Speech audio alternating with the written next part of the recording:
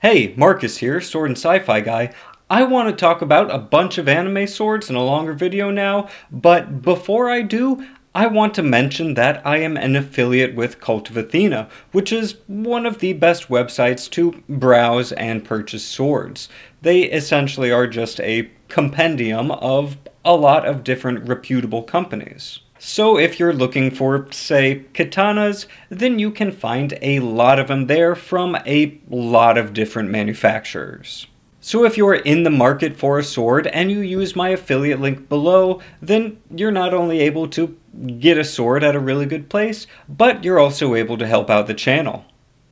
Anime swords. I've talked about Tenjin's sword from Demon Slayer before, about how I really hope that he doesn't use that like nunchucks, and from what I've heard, I'd be disappointed. Unique, and it's very interesting that they're on katana hilts. However, I don't think, especially given the size of some butcher's cleavers, falchions, I meant to say kyber knives here.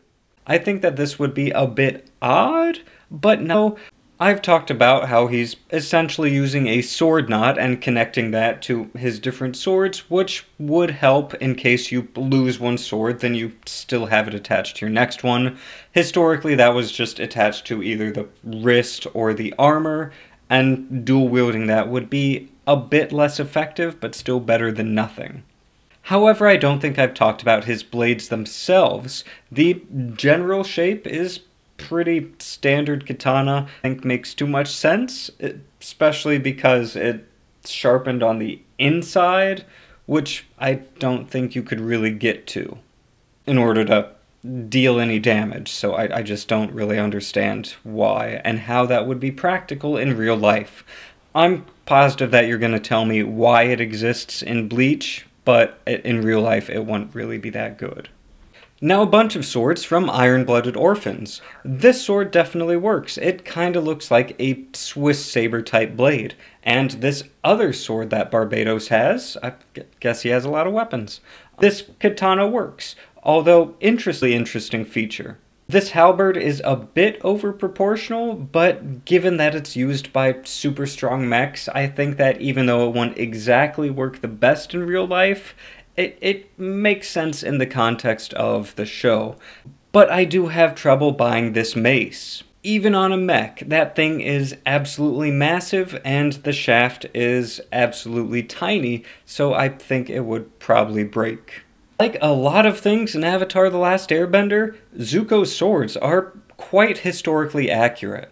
Not only is his fighting style with two Chinese broadswords, or Dao, historically accurate, but the fact that they're two blades that can be merged into one and then put in the same sheath is also historically accurate, not only with other Chinese Dao, but also with things like European rapiers. So it's really cool.